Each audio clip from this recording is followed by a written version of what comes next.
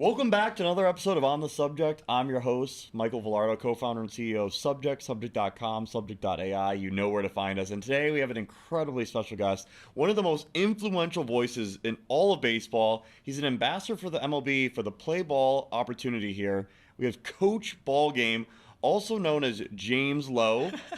Gotta throw that in there. He's been to the White House. He's worked with the MLB. He goes to MLB All-Star Game. This guy has done it all, even the World Series. Cannot wait to be able to share his stories with you all. Thank you for joining us today. Man, that's nice. I like that. That intro makes me want to be a better father. How about that? I appreciate it. Well, what's so cool about you is that not only are you a great father, but you are also influencing so many young athletes across the country. And we always like to start with gratitude. Thank you for what you're doing for society. Coaches and teachers, are the heroes of society, and they don't get appreciated nearly enough, and we're here to give love back. What made you fall in love with baseball? How did you end up even in this game? Well, I grew up. Thank you, by the way. Thanks for having me, and it means a lot. And I agree. Specifically, teachers, they are heroes. I was going to be a teacher, but I like to be outside. So I'm like, Can I be a teacher in the fresh air, on some dirt, I love some being grass? outside. So baseball coaching was for me. But yeah, those teachers are heroes. I grew up in North Carolina, a small one-horse town called Asheboro. Shout out to Asheboro. They had the Asheboro Copperheads for a while there for Coastal They Plains. sure did. Still have the zoo, very well known for that. But most people say, "Oh, Asheville, I love that place." I'm like, no, that's about 2 hours to the west.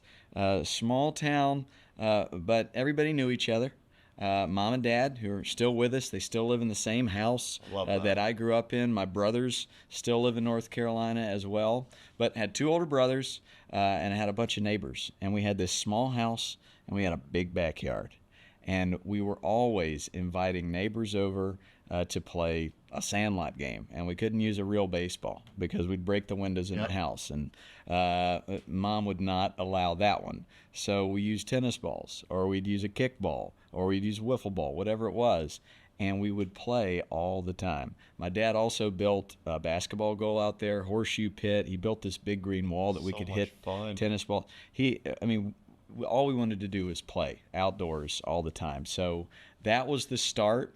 I grew up watching a lot of games, specifically Chicago Cubs games on WGN. I'd come home. Cubs fan. I grew up as a Cubs fan as well. Did you really? Well, I grew up in the Chicago suburbs, small town, Cary, Illinois. I was wondering, WGN, you're right, they carried it to the... That narrated my youth. Harry Carey, he was my youth. But you'd come home from school, and there was one team always playing, and that's the day game at Wrigley Field. So I fell in love with the Cubs. Andre Dawson, my favorite player. Mark Grace, Sandberg, and Harry Carey just made me laugh. And I like this guy. I like the look of this field. And me and my dad would watch a ton of games. He taught me how to keep score by watching the games. He also, with my older brothers, they played on a softball team. So I was the bat boy, and I kept score there. So I learned a ton about the game watching them, and I was hooked. My dad actually didn't want me to start playing baseball till I was 8. And I remember T-ball down the road was starting up, and I was 6, and he's like, we're going to start you at age 8. I'm not exactly sure why. I think he just wanted to make sure my first impression of real baseball was a good one, and maybe the same thing I talk about all the time. I never was allowed to play T-ball. Is that something you, and want to make sure we continue with your background story, what's your take on that now? Right, yeah. Well, I try to be the first impression for kids at whatever age it is. First impression. Yeah, so whether it's age 5, age 12, it doesn't matter. But I like being that first impression, but because it means a lot. A bad picture can get painted in their brains pretty quickly, and then you need like 10 good ones to. That's well said. So maybe some of these kids who might not have as great of an experience in T-ball, they end up not progressing into the coach pitch. Right. But your dad was able to. So your first endeavor was 8 years old with coach pitch. 8 years old, and no, it was right into kids pitch. Wow. Okay. So I started with coach pitch at 7, and then kid pitch. Okay, tell us about that. Maybe the thought process was, hey, that's real baseball. T-ball and coach pitch and machine pitch is gonna seem easy, and when kids start throwing to him, he's gonna get scared, something like that. So that was my start.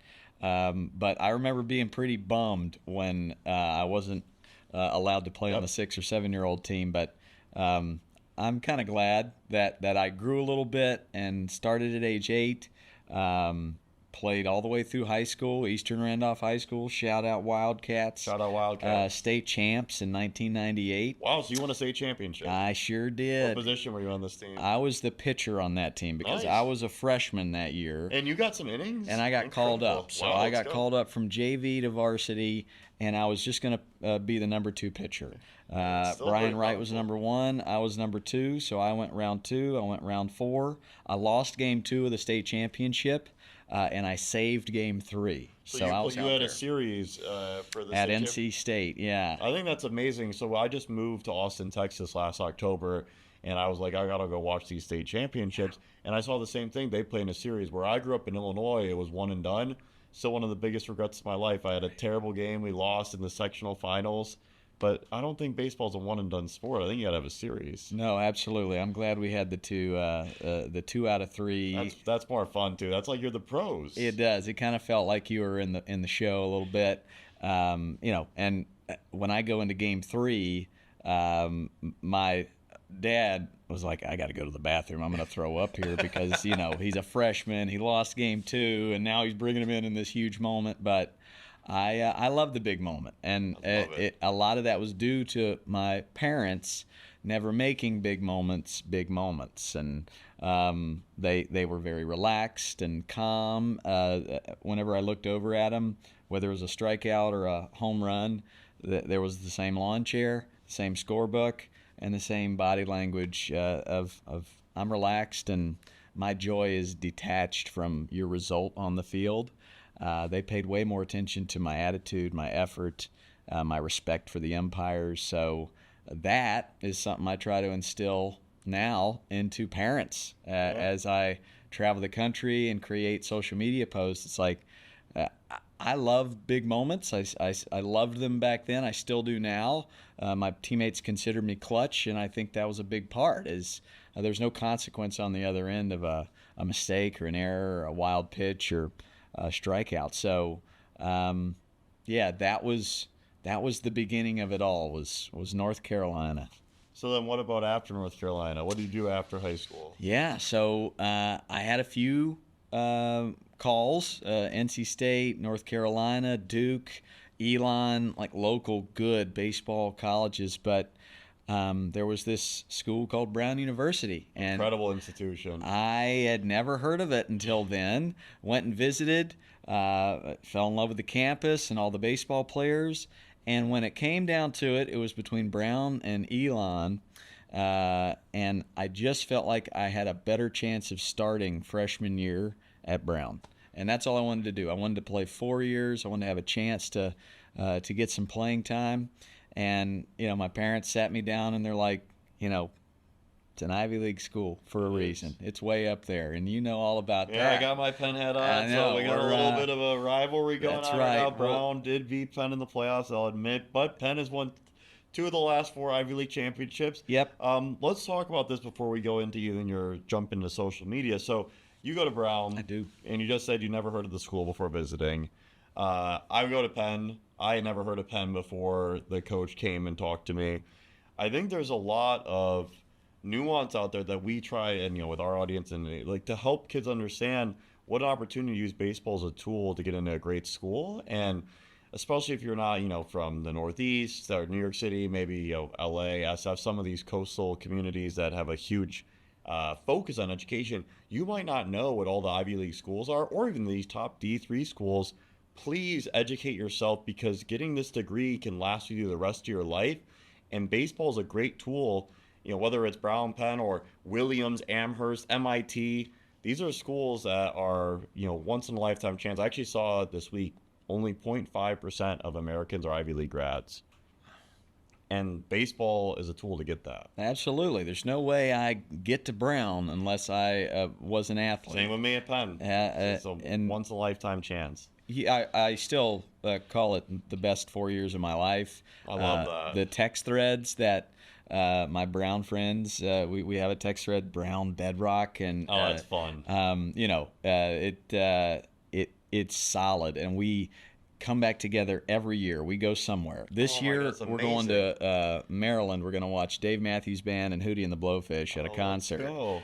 We just celebrated our 20-year last year. But the relationships beyond what I learned, beyond the baseball, I studied theater arts there, which was a highlight, and did some plays there. That really that jump-started my well, let's pause on that, actually. Yeah. I want you to talk about that. You also, before we were on air, talked about playing in the band, too. Oh, yeah. How did you do this in terms of while being a student athlete? And can you talk about how important it is to do that? I think that's one of my biggest mistakes and shortcomings is all I did was baseball, and I didn't really meet a ton of people outside the baseball team, and love the team I got to be able to experience. But the chance to go to Ivy League school, it's not just about the sports, it's about the people you meet outside of sports. How did you find the time? And talk about your time management skills. Well, I feel like I majored in baseball, music, and theater arts and friendship. Those are my 4 majors. I technically majored in business economics, but it started with me not enjoying business econ classes. I wasn't excited to go to the classes. I was just at that point trying to chase what I loved, and I had a teammate. Shout out Bryant Romo, pitcher, great changeup, lives in Pasadena, right down the street here, who was taking some acting classes. And he's like, Brown's got a great theater program. And I'm like, you know what?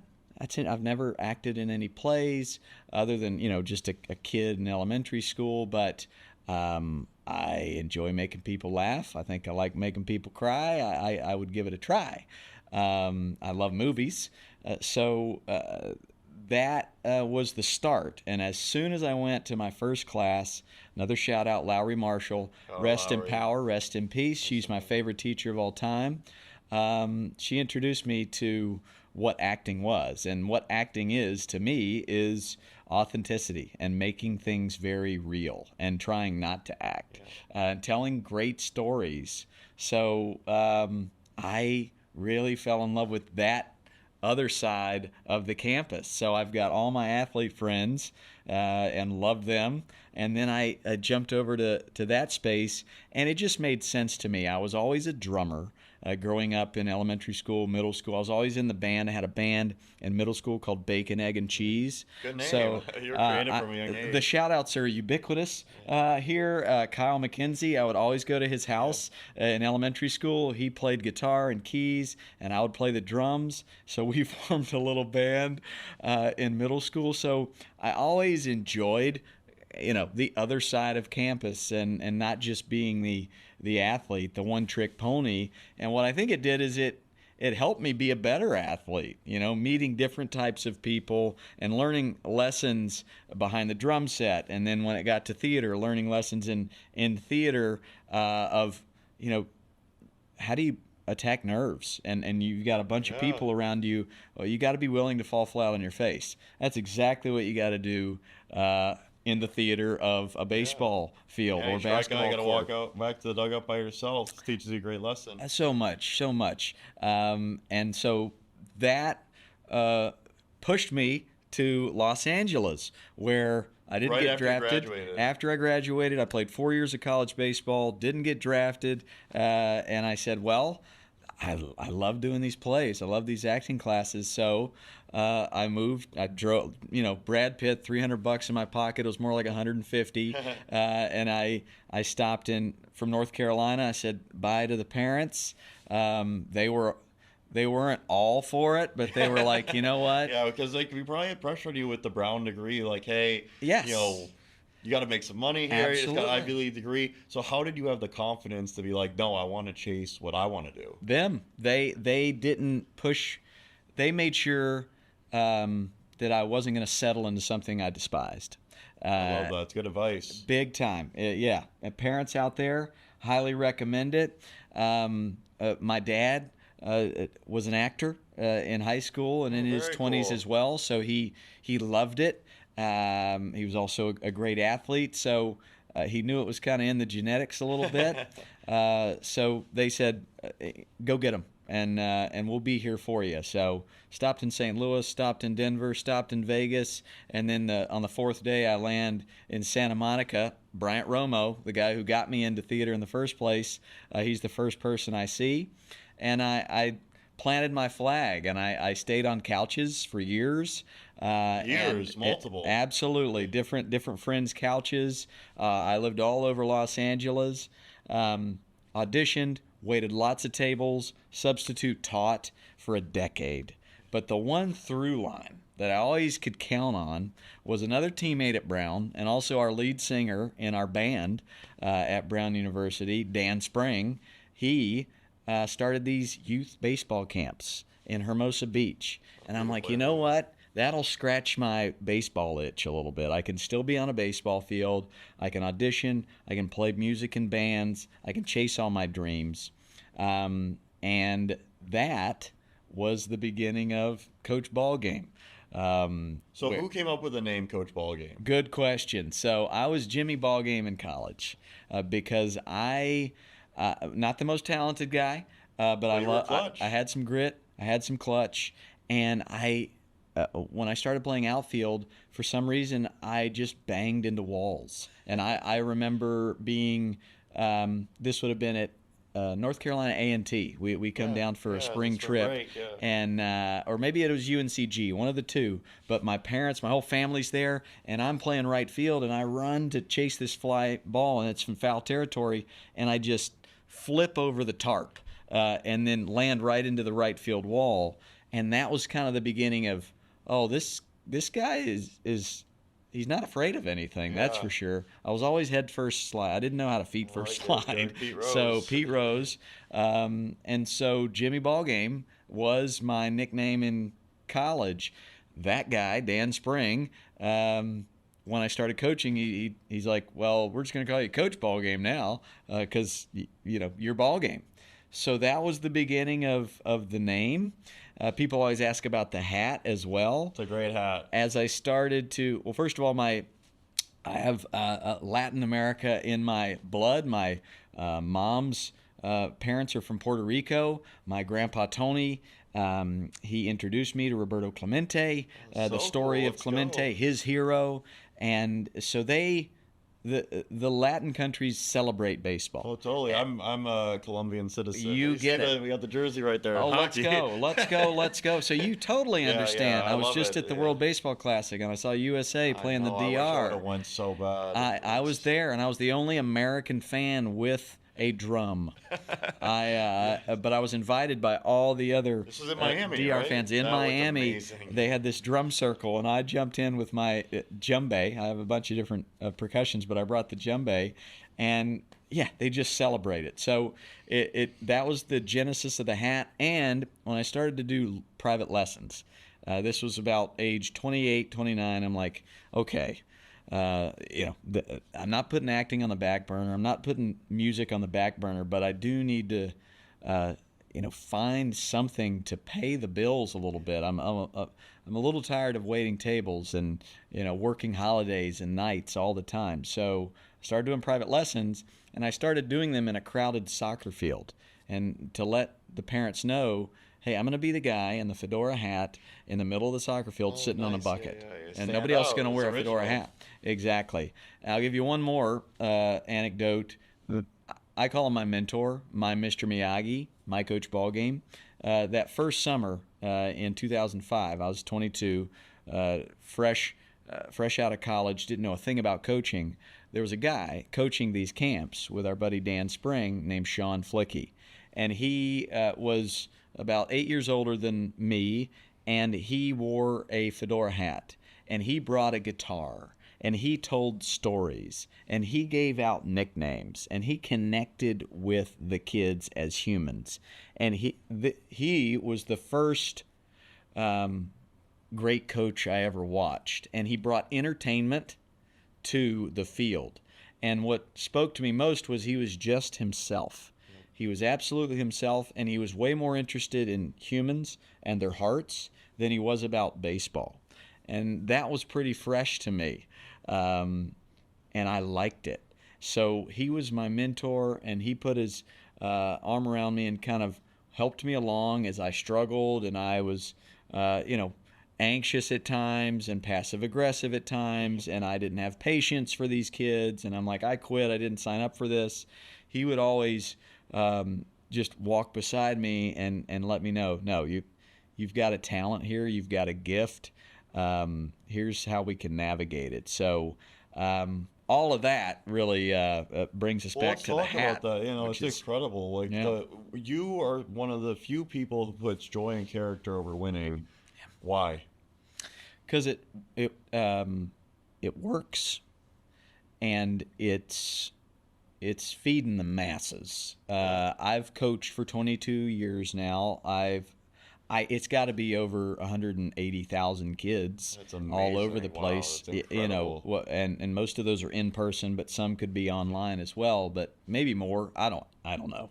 But it's so many kids. That's amazing. I guess how many major leaguers I've coached. I've created. Let's hear it. Zero. Yeah. Zero. But they've all become firemen and great teachers people. And fathers and mothers and servers of their community. So why in the world would I try to make this kid I'm coaching the next, Fernando Tatis Jr. or Shohei Ohtani when the odds are they're going to be doing something else in their life? So let's dive in on this. Completely agree, by the way. I think this is such a beautiful, fresh perspective. For one, you talk about making great human beings, and we talk about with the coaches and the teachers, 180,000 incredible. Usually we're talking about, a few, 20, 30,000. 180,000 is amazing. Credit to you. But even at 10, 20,000, those impact, they go on in life to impact 100,000, who impact 1 million. Ripple. And it's the butterfly effect. It's the ripple effect. And so we talk about this all the time, and I love that you called it out. Not everyone's going to play pro. Yeah. Not everyone's going to play Division I, Division III. That doesn't determine you being a happy, successful person. But the lessons you learn from the game can play a big part in how happy and successful you are, defined by your own rules. Can you talk about how you really help kids, especially as they're navigating difficult times of their life, understand what happiness means to them? Sure. Well, to let them know right away that I'm the fun coach. I've learned this. This is straight out of the book of Dusty Baker. I love Dusty. Other Cubs. I know, and just a savant. And he's got a book coming out soon. I can't wait to read it. But even at the major league level, his number one is building trust and connection. So if I can let these kids know right away, hey, I'm curious about you, and I want to know what you had for breakfast, and I want to know what you love about the game. What do you love outside of the game? I want to get to know you. That immediately lets them know, so he's not going to force feed baseball knowledge down my throat. He actually cares about me. There's a trust that begins. Then, based off something they absolutely love, maybe that's their favorite food, favorite animal, favorite baseball player, we come up with a nickname for them. So it could be 15 seconds, it could be 10 minutes, but there's a connection that takes place where we create a nickname, and it's them. They create the nickname. A lot of people think I create the nicknames. No, I ask them questions and I dig. They come up with a great nickname for themselves, and that's what we call them for the rest of time. So immediately, when they step onto the field, they're not Jimmy, they're not Johnny, they're Superman, they're Captain America. Yesterday we had a corn dog and a hot dog all on the same field there. So maybe mac and cheese. Well, some of my favorites of all time, llama shades. That's a cool name. And we've had a Lloyd Christmas, Dumb and Dumber reference. I love Lloyd Christmas. Come on now. And then probably my favorite of all time, this kid, his nickname was Dodger Boy on day one of camp. Loved the Dodgers. But he comes up to me Tuesday, serious as can be, says, Coach Ballgame, I want to change my nickname. I said, okay, buddy, what do you got? Eternal Desert Boy. Is he from Palm Springs or something? Or and I thought about it, and I'm like, you know what? I'm not even going to ask. Yeah. I'm just gonna let it be. That's your nickname. That's right. But as far as joy goes, they step across those lines, and they're this alter ego. They're Superman now. So with me asking them questions, being curious, just treating them with respect, like they deserve as a human, and not just a number or a player, but a person, and then creating a nickname. I think that's where the joy begins. That's where happiness begins. Cool. But I think more than anything, they watch what we do as coaches and adults, way more than they hear what we say. So they're watching my body language when they fail. They're watching how I respond to adversity. They're just watching my vibe. Is he light? Is he tense? What are his shoulders doing? What are some of the worst body language? What do you think? The palms up or the head down? All from of it. A parent when a kid gets like just the shoulders kind of clench like this, and the fists kind of do this, and the head goes down. The head going down. And then you think third base coach that is inaudible, but boy, they are so intuitive. And parents, in the bleachers, that they sense every bit of anxiety. They're just locked into our vibe. So I think we got to model what low anxiety looks like, feels like, smells like. Well, how do you do that for parents? How do you help educate parents that, hey, your son or daughter is probably looking at you many times in the game and seeing if you're proud of them? Like, what's the best way for a parent to show support non-verbally in the stands? Yeah, well, I asked Freddie Freeman this question. Oh, I like it. Okay, Freddie, let's go. And he said, I've seen a lot of youth games, and my son, he looks for an emotion from me. I'll see him look at me, and he's looking for an emotion. So I try not to emote, good or bad. I'm there. I enjoy watching him play, but I'm not emoting on the home run. I'm not emoting on the strikeout. I'm just there watching. I think another thing you can do is say these 7 words at the end of every day. I love watching you play the game. As a parent, that's just a simple kind of thing to do when they're going to bed. I love watching you play the game. That means I love watching you win, but I really love watching you fail and see how you respond to that. I love every that's a great way to put it. How bit you of respond it. to it. Treat it as an opportunity.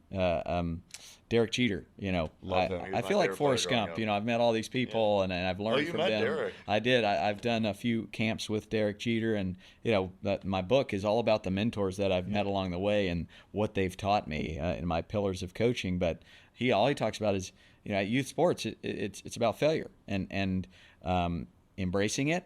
Letting kids fail, letting them process it, and try and figure out how to overcome it. That is invaluable. He's so amazing. That life lesson of overcoming adversity. But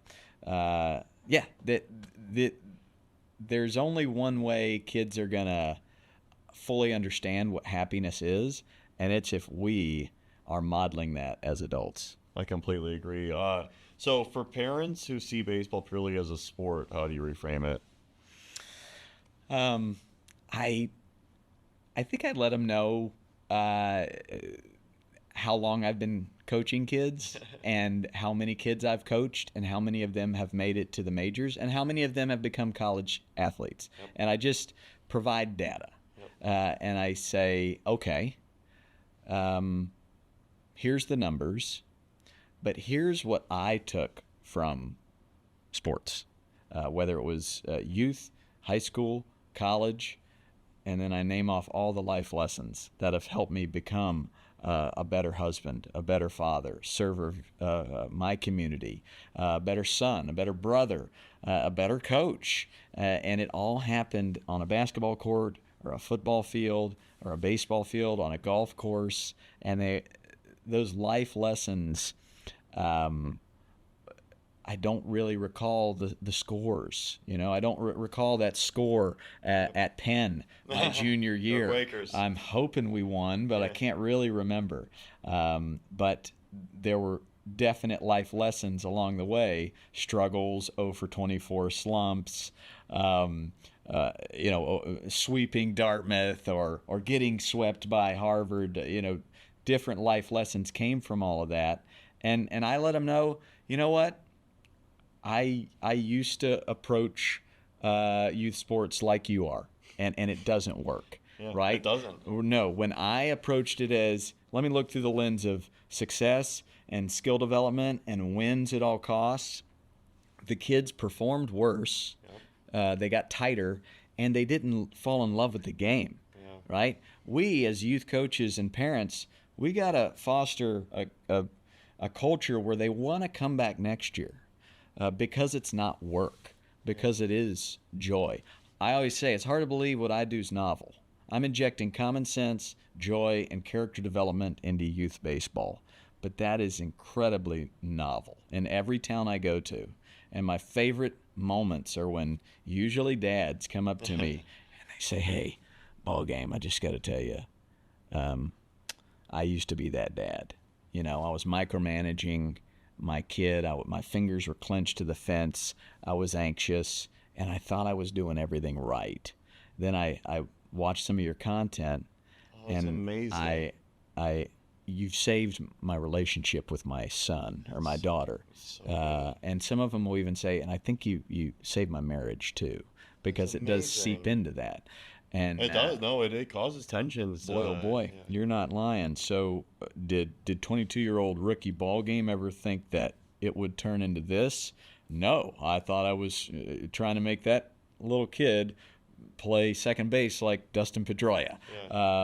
But no, it's way, way more. It's barely baseball, is what I say. I love the trust. Well, so on that note, though, like what age would a family you suggest actually consider getting recruited for college baseball?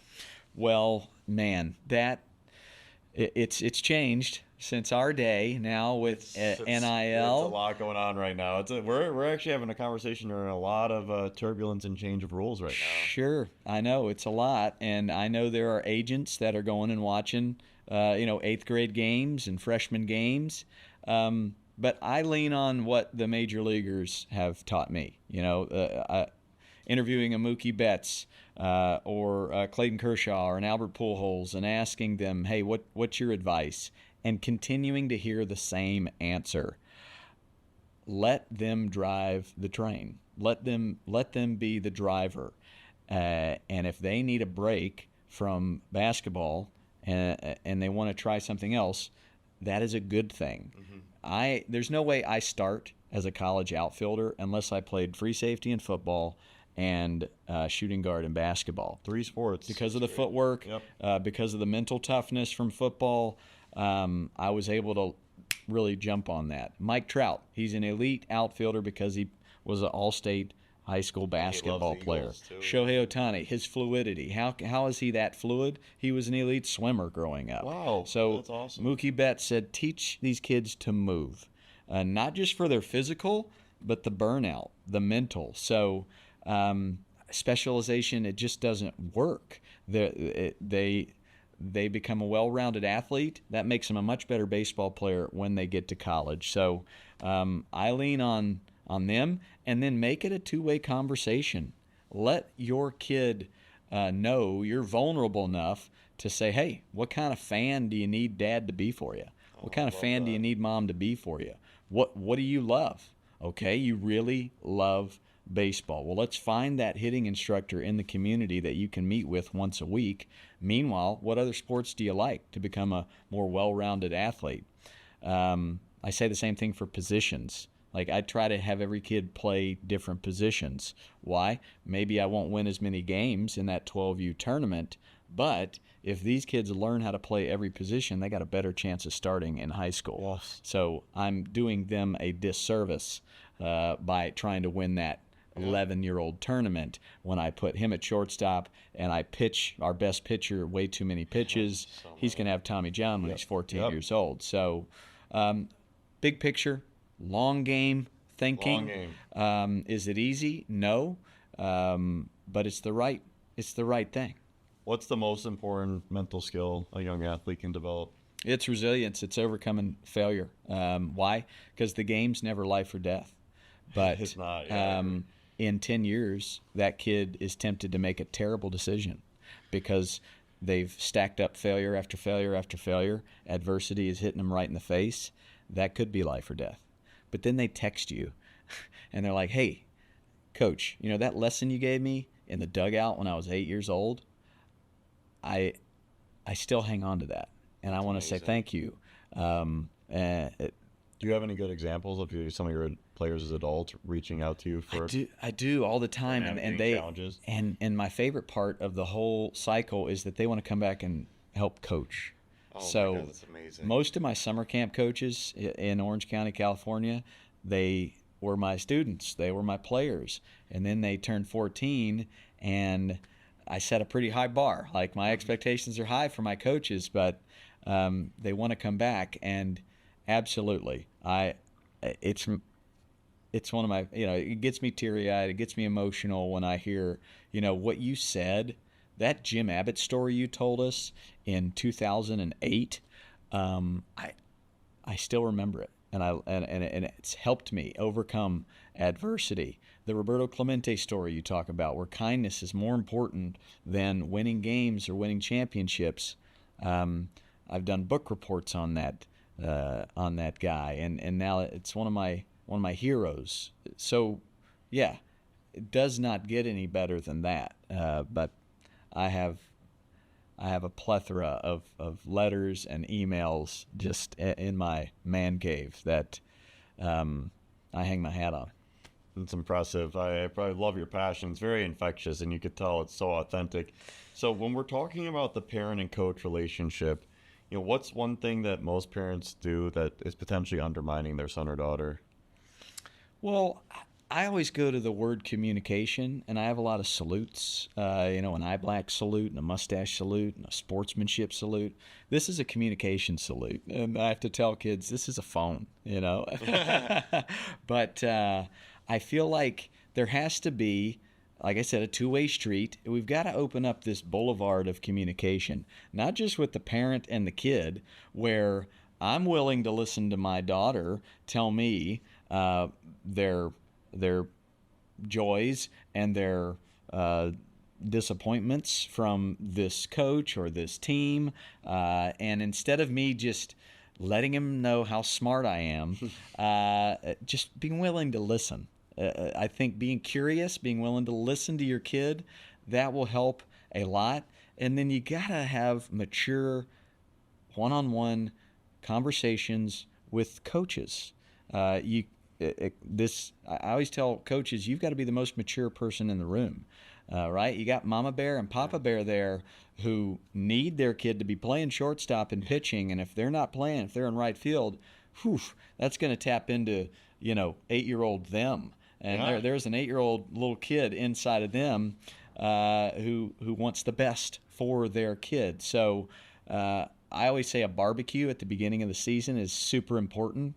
Coaches throw a pizza party or a barbecue. Meet all the parents. Bring a kickball. Have the kids be entertained. That way you can meet all the parents. You can build trust with them, and you can say, hey, when you're unhappy, which you will be because I'm human and I'm trying my best here, let's have a one-on-one conversation. When should you do that? After the game, or do you have a 24-hour, 48-hour rule? I love a good 24-hour rule where everything kind of calms down. It does, yeah. If you're trying to have that one-on-one right after the game, it's never going to be effective. Everyone's heated. So a 24-hour rule is beautiful, but you're never going to make everybody happy. But you can at least communicate powerfully and effectively and maturely. And boy, do the kids respond to us modeling that. Boy, if we can model maturity and have hard conversations in a mature way, they get it. They see it. They sense that. And that's a huge lesson for them. That's so exciting. So if you were to be able to navigate the transfer portal right now, how would you navigate that? What's your thoughts on the transfer portal, and what do you tell any ex-players of yours navigating the transfer portal? Yeah, the word I think of is character. I always tell, and I coach ages 5 to 12, and I talk to a lot of the 12-year-olds, and I say, you're the oldest kids here. And all of these other kids, they look up to you like a hero. Yes. And the way you move, your body language, the way you respond to failure, the kindness you have towards others, it all matters because they're going to do what you do. Yes. And there's going to come a day when you're not the best player on a team. Right now you are. But there's going to be a day when you might be 5th, 6th, last place. where you're the smalls. Right now you're the Benny the Jet, but you're going to be the smalls on that team. But what's going to get you over the edge is your character, your fire, your love of the game. So I go there. Everybody's talented, but I'd much rather take grit and character greater than talent all day long. Why? Because talent only gets you so far. How do I know that? I've heard that from all of my heroes. Andre Dawson, my favorite player of all time. Derek Jeter, who we just mentioned. Love him. The people I respect in sports, Michael Jordan. Amazing. It wasn't always easy for him, but he had this thing that Dean Smith loved at UNC, which was this grit. And they call him a killer because he's just had that mentality that he's not going to stay down. So I think the word is character, and as you're going into the transfer portal, I think of some of my favorite college baseball coaches. They go watch high school players, and they don't look to see if it's 0 for 5 or 5 for 5.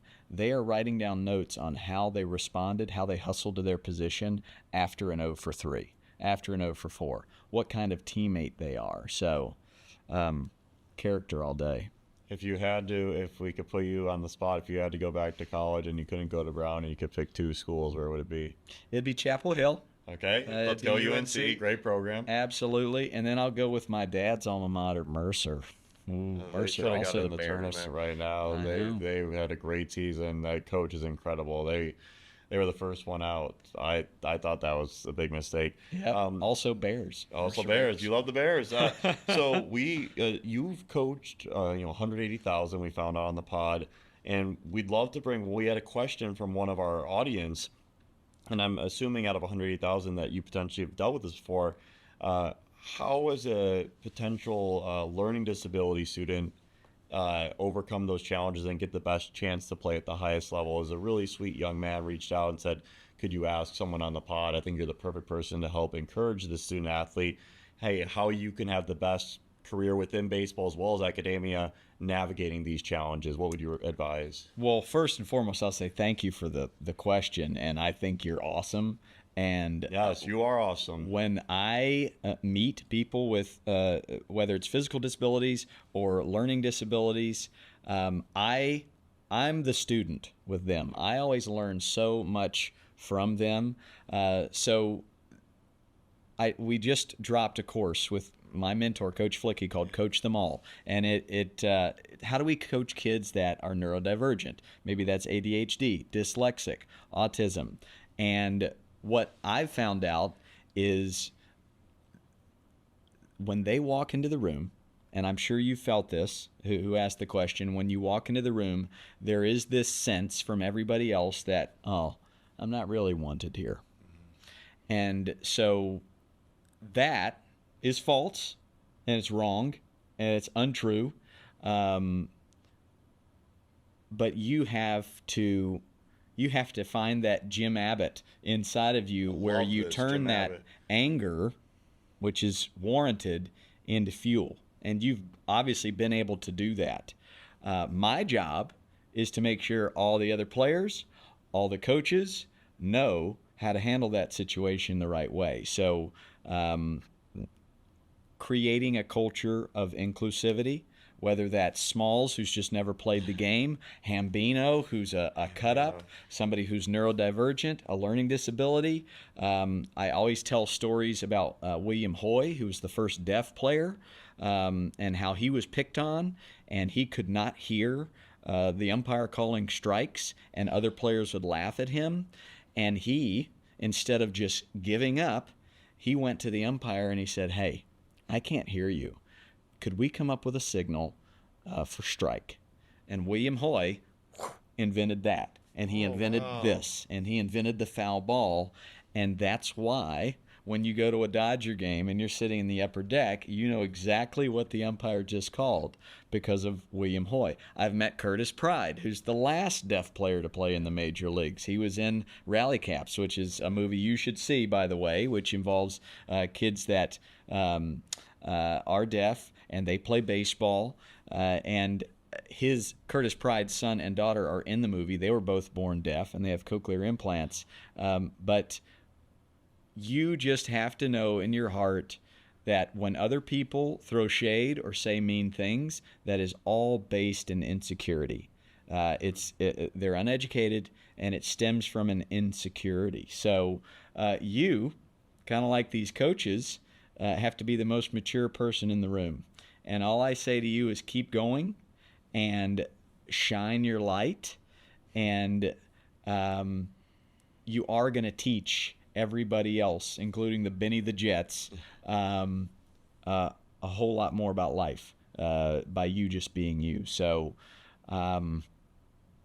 yeah, I don't think I gave you a perfect answer, but I hope it. It's super authentic, and I appreciate that for the audience there. Thank you so much for having me in it. Please, more guests, feel free to reach out. We're here to answer questions because we want to make this super, connected and a credible dialogue. So we're going to go into some hot takes now, and just see some of your takes. And again, you could take them or leave them wherever you want to go with it. We're here to support you and shine your star. What's your thought on travel baseball and how it's helping or hurting careers? Yeah, I think it's great. And that might surprise you. I think travel ball is a great thing for the elite player. Here comes the but. But it depends on the coach. And it depends on the culture that the coach creates. I've seen just as many uneducated rec coaches just totally throw water on a fire for a kid, and they hate the game because of that uneducated rec coach. And I've also seen great travel coaches light a fire within a kid as well. So I think it works both ways. In that travel ball world, I always tell parents, you're not auditioning for the coach. They're auditioning for you. Go watch them coach a practice. Go watch them coach a game. If there's no red flags, then you're good. If there is, run for the hills. But I think travel ball can be a great way for the elite player to get a challenge and to get a sense, get a sniff of how that next level's going to be. But that travel ball coach has to have common sense and has to approach it like if Freddie Freeman was coaching, or if Mookie Betts or Albert Pujols or any of these guys that always say, if that kid has a swim meet or a basketball game and has to miss a tournament here and there, you should allow it. Why? Because it's going to make that kid a better high school player and a better college player. But you're going to smell it right away when a travel ball coach is all about feeding their own ego with these trophies.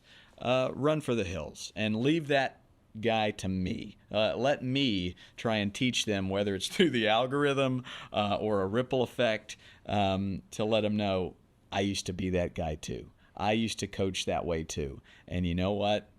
They didn't love the game, and I didn't like coaching. So it's a bit of a dead end road. So. What about showcases? What's your take on that? Well, I went to Brown because of a showcase. So it was like a showcase tournament Same with me with Penn. Raleigh, North Carolina. Obviously, some people have the means, some don't. I didn't, but we had amazing people in my community that would help out my parents when need be. So I think there should be local fundraising for families that just can't afford these showcases. I think that's a great way to do it. That just made me think, okay, maybe that's my next venture. Yeah, let's go. Why not? I like it. Because there's a lot of talent out there. But I will also say now with the iPhone, I have seen many a coach in college and in pro ball that have just seen a video, seen a kid move. And I've seen coaches watch a kid play football and say, they could be on my baseball team, I think. So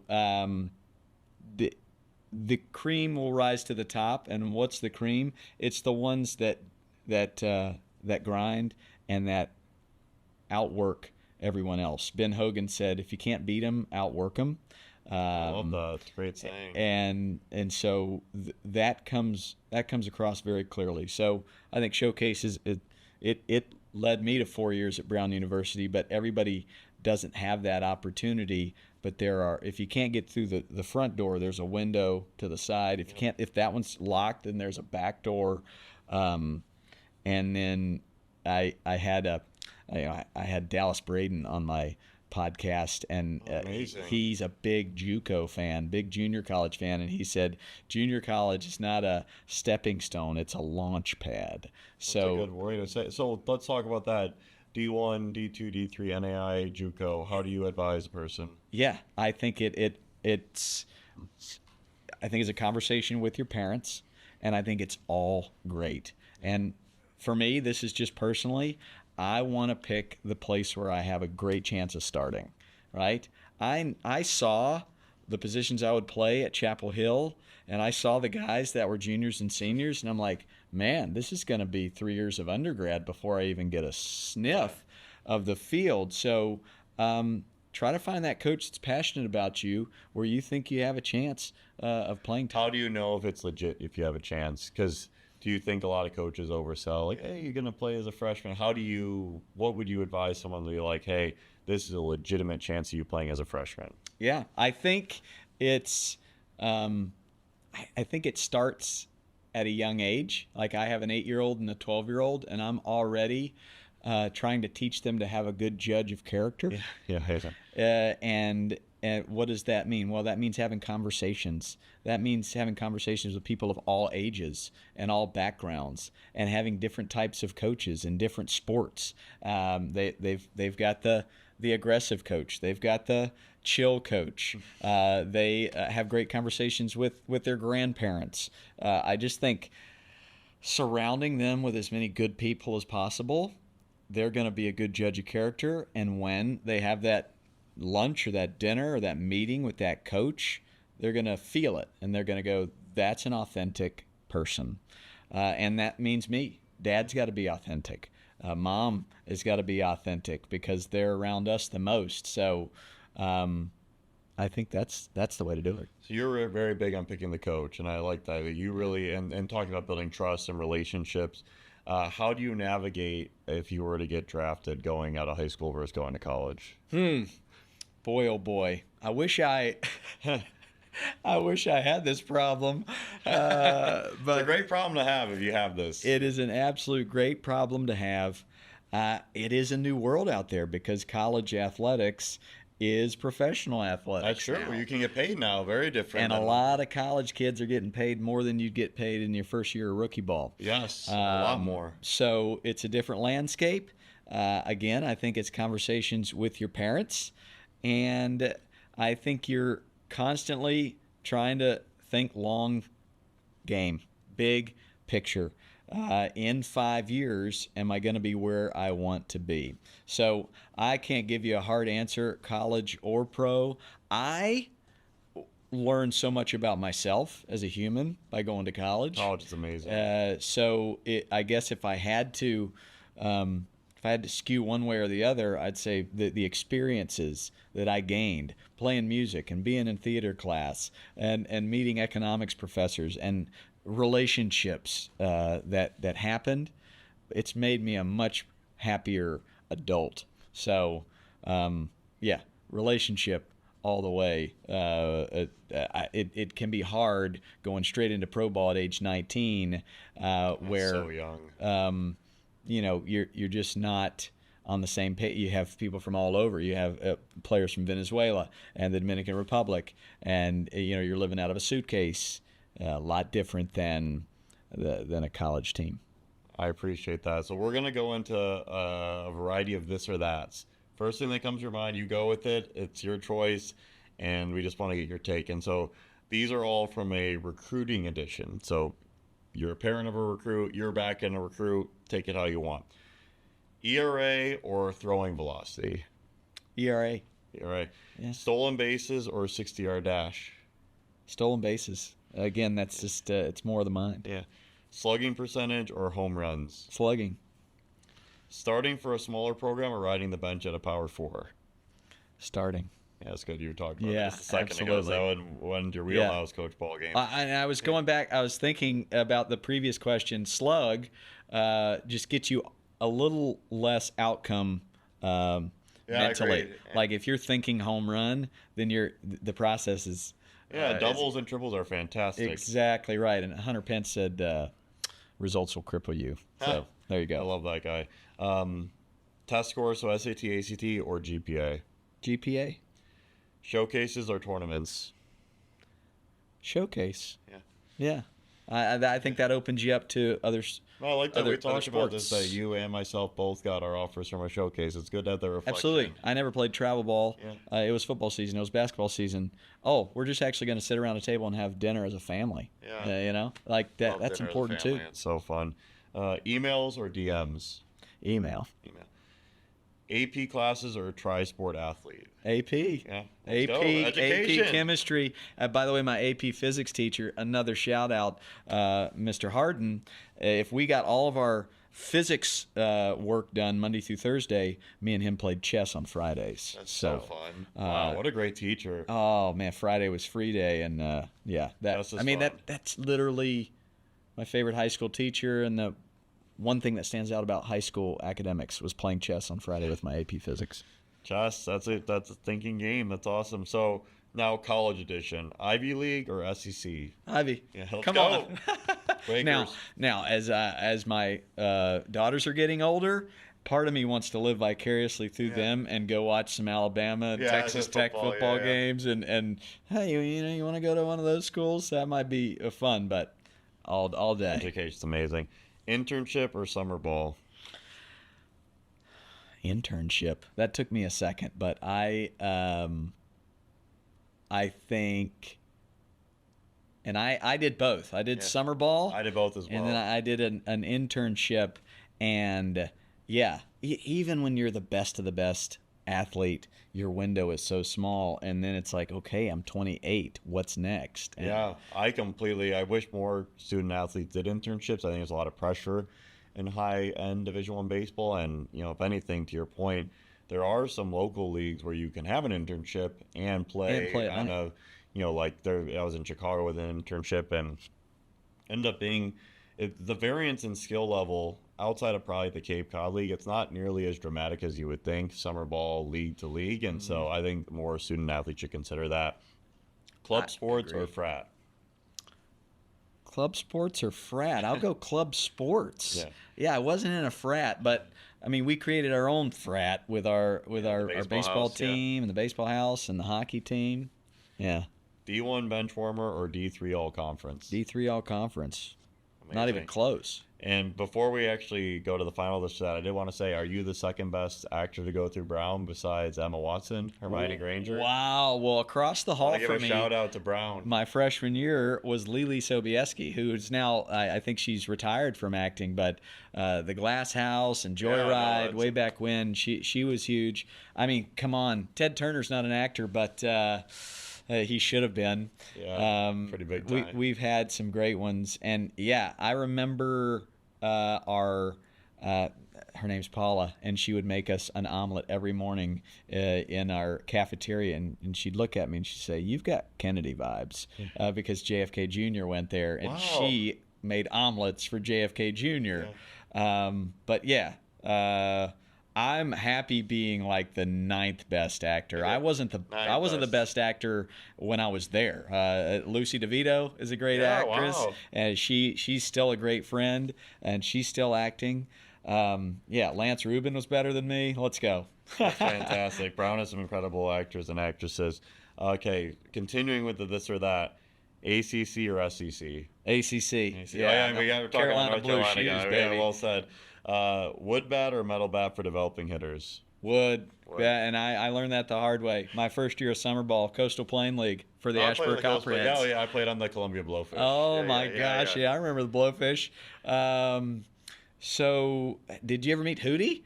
Darius Rucker? I don't know because if I did. Maybe I'm guessing they named him after the band. It has to be, right? Because they went to Columbia. Anyway, what was the question? Oh, so it was the wood bat. Wood bat. So I was elite with metal, but I never really worked on it with wood, and the CPL humbled me to a 1 .12 batting average. Break a lot of bats. And where it was like, man, I thought that ball was out of here, and it's just a weak fly ball to left field. So, I think starting at an earlier age would have really helped me there. Wood. Yeah, I know. Wood bat's good practice there. Travel ball or high school ball, what matters more to college coaches?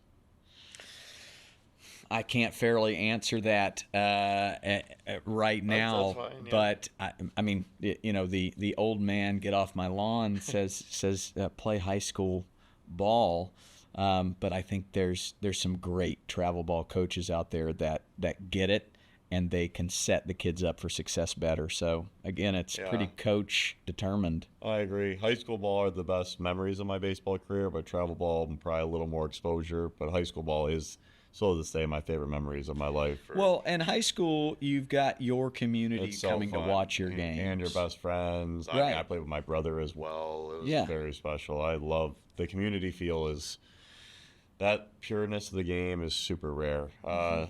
Showcases or game film, what gets you more looks? I got to go showcases. I if I'm scouting a player, I need to watch them in person. I can't see how they react to a strikeout on game film sometimes. But if I'm watching a kid and they throw a wild pitch, and then I look and I can kind of check their heart rate and their facial expressions after that pitch, I think just the human factor is needed. I read Joe Madden's book. Love Joe Madden, and he's incredible. As much data is out there, Dave Roberts, same thing. Like, the heartbeat means more. You've gotta make sure you're both anding it with the analytics and the heartbeat. So I'm big on the human factor. And then exit velocity or batting average, what do coaches actually care about? Yeah, I would say, I mean, my easy answer is batting average, just because I look at the Toronto Blue Jays, who were able to play some small ball and do some amazing things, and just playing defense and stealing bases. The Milwaukee Brewers, they don't hit home runs, but they're always beating my Cubs, and they're always so good, and it doesn't transfer into the playoffs, but that's when you pick up a couple home run hitters, I guess. So I'll say batting average. Okay, so we're going to do some rankings now. So let's hear your take. We just want to see how your thought process works, and we could share your incredible mind with the audience. So rank them. Little League, travel ball, high school ball, college ball. Which level of youth baseball excites you the most? Ooh. Little League. Yeah. It's just the start. Everybody remembers their first, and that is the introduction, and it can be one bad picture gets painted in a kid's brain pretty easily, and then it takes like 10 good ones, and so I would say that first impression is one, and then I just like that community vibe of high school, where your buddy picks you up, you go to school, you dressed in your football uniform on Fridays, and the whole town, we always had this little street where the high school was, and you had Highway 64 and Highway 49, and cars were just lined up all the way from 64 to 49 for those games. So much it was fun. like the only thing to do, Friday night lights kind of a deal. So I'd put high school too. I love high school. And what was Travel or college now? Yeah, so college. I just think so.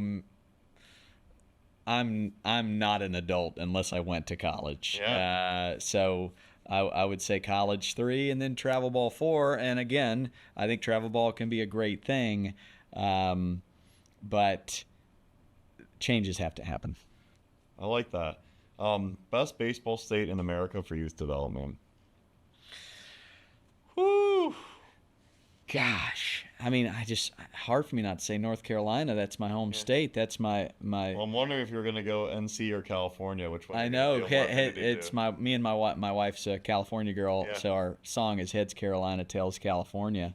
Oh, cool! I like that. I know, but something's.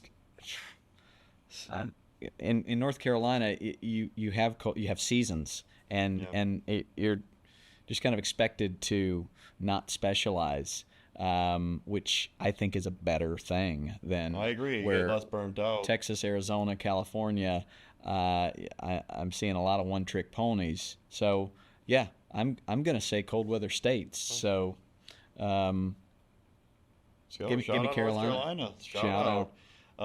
Top 3 MLB organizations that Cubs. you think for community and youth engagement. Ooh, well, I love what I've got to say the Minnesota Twins, what they're doing. And I mean, been partnered with MLB now as the ambassador for 8 years, so I've been able to see every town. I feel like Minnesota does a great job. The Cardinals. What a baseball city St. Louis is. I've worked with Albert Pujols with his Pujols Family Foundation, and we do sandlots for kids with Down syndrome. He's got a daughter with Down syndrome, and the Cardinals, man, they show up. And then my Cubbies, they do a great thing with Cubs charities. So I'm gonna go right there. 1, 2, 3. Love it. Let's go Midwest all the way. This one, I'm interested to see where you go with this. I think it's a hard question. Best baseball city in America. Chicago. Hey, let's go. Hey. Well, it just Did you go for the 2016 parade? So I went for games 3, 4, and 5. Nice. With my wife, and we didn't even go to the games. Yeah. We just consumed Went the outside town. Wrigley. And we're just we were at different restaurants and bars watching the games. So much fun. Couldn't get a ticket, but we went to those. I'm so glad we did. 108 years, and I'm a diehard Cubbies fan. It was amazing. Yeah, so that was my first year living downtown Chicago. I was living in River North, and I remember it was the most wild experience. And then I'm lucky enough I've thrown out the first pitch at Wrigley twice. Wow. And the first visual of that ivy and that field, and like it kind of reminded me of Cameron Indoor as I was walking towards it. Like Cameron Indoor looks like a library from the outside, and then you walk in and it's basketball heaven. Same with Wrigley, where it's just neighborhood, and there's a couple shops, and there's a train station, and there's Wrigley Field. It's so cool. You can't beat Wrigley Field. And just the vibe, man. All the restaurants are full before the game, even day games. People just must not work on Fridays. Yeah. And they come in from all over the place, and then the restaurants are empty during the game because everybody's at the game, and then it's back. It's just a community feel that unmatched. So let's actually do a tangent on that. What are your best 3 fields? Best 3 baseball fields. I'm not saying pro because in case you want to go college or off the wall here. Ooh, I like best that. 3 fields. Yeah, so it's Wrigley, it's Fenway. Yep. 1, 2. And then I'm gonna go Pittsburgh, PNC Park. Very cool. If you sit like at the press box or back there, and you can see the Clemente Bridge in downtown Pittsburgh. Rivers, yeah. PNC. I've been to San Francisco, been to Dodger Stadium, and I just think it's more mystical for me. And you got to walk across the Clemente Bridge. Obviously, Clemente means a lot to me. Yes, I've gotten to meet his sons. I've gotten to coach his grandsons. So Sidebar, his grandson, and he's got 2 of them, but the oldest one runs just like Roberto, slides just like Roberto. With everything's moving everywhere. So, and I tell the Roberto Clemente story to every kid I coach. That I have to do that in honor of my grandpa who introduced the story to me, and so those are my 3. What are the 3 best college baseball programs for kids who want a great education and a path to pro ball? Ooh, a little bit of both. Well, I mean, I hate to say it, but look at Yale, who just beat my Brown Bears. I mean, they're doing great, Yale. And that is, hard to beat that. So, Coach Ham's a great coach. Shout out Coach Ham. Great coach indeed. Yes. So, I mean, I want to say Brown, but let's give it a few more years. This is the coach is doing a good job there. New coach doing a great job. So let's see if they can make some things happen. But I'm gonna. I think I've got to go ACC. And then I'm gonna go with my wife's school. I'm gonna go UCLA, and I'm gonna go UNC. UCLA, UNC, and Yale. 1, 2, UCLA 3. ranked number 1 right now. Number 1 projected overall pick, Rock Chwalski. Yeah. They're hosting a regional here tomorrow. Yeah. How about it? Let's see what happens. I think I might have to surprise my wife with some tickets. Yeah, Jackie Robinson Field, one of the best fields in college baseball. The last ranking, before we end up with a couple last questions to culminate the great discussion, rank the biggest threats to youth sports right now between these: early specialization, overbearing parents, coaching burnout, or kids not getting outside enough. I think it's a tie between the first two. So early specialization or overbearing parents is the biggest threat. Yeah, and they work in tandem, but I would say overbearing parents. I think overspecialization is bad, so we don't want that. But I think the overbearing parents just creates a lack of love for the game. And when I talk to major leaguers, professional athletes, they say that was the determining factor. Why did I show up early? Why did I stay late? How did I get from A to B, from minor league to major league? It was the love of the game that was inside. And boy, it hurts my heart when I see these messages of a granddad or a dad that's like, man, I wish you were around 10 years ago. I wish you were around 20 years ago. You know, that really hurts. And I've met many people who love their parents, but said it ruined it for them. It ruined the love of the game. And when that happens, then they don't learn the millions of life lessons that are most important. Everything's a lesson. You don't win or lose. You win or you learn. Bang. So, that was, I learned that from Hunter Pence as well. You don't win or lose. You win or learn. So we got 3 final questions. This has been an incredible sales show. I'm a huge Coach Ballgame fan now and excited to continue to run you. So 3 last questions. They're insight questions. 1 recruiting myth that needs to die. 1 recruiting myth that needs to die is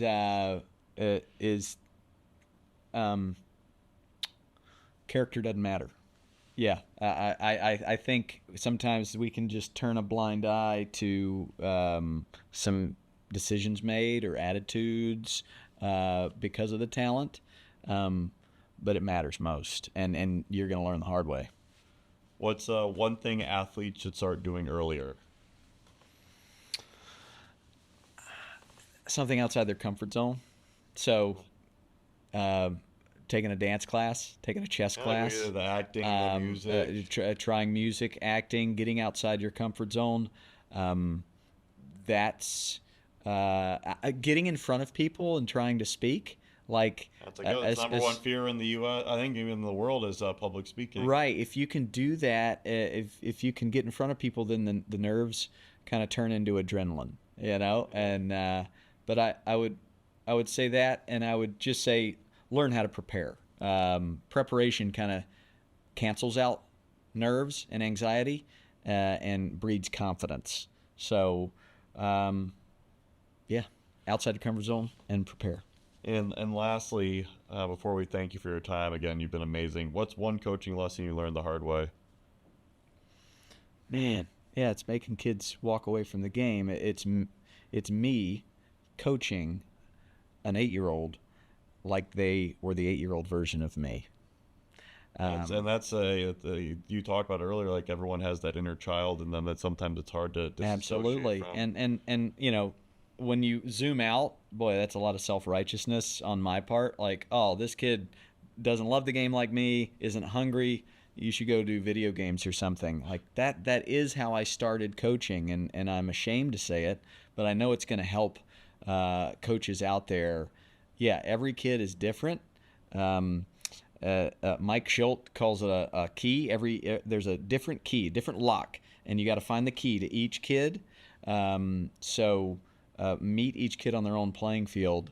You know that the squints can turn into Shohei just as fast as Benny the Jet. So don't let yourself get in the way. Well, I absolutely love everything you stand for. I think even the key comment, the Dusty Baker starts with trust comment.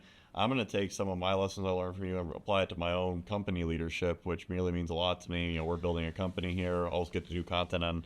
It's a big part of our mission. Starts with nicknames. Then you got to give everybody a nickname. I like how you let people choose their nickname. I think that's really well done, and I love the intentionality. And it's clear you really are a great leader, and you lead from the heart. And we'll be rooting for you big time. And other than when Penn plays Brown, we want you to win every time possible. And thank you so much for the conversation, Coach Ballgame. And please click like, subscribe, comment down below so we can have more incredible discussions like this. And where can we follow you on social? Yeah, at Coach Ballgame on all things. I think even MySpace. I have a MySpace page still. We were some of the first to have the Facebook.com back in the Ivies. Mover. Yeah, I remember. It was just us. It was just Ivies. So, at Coach Ballgame. CoachBallgame.com has my schedule and all the things. Absolutely. Well, thank you so much for your time. Another episode of On the Subject. Thank you, Coach. Attaboy. Sweet.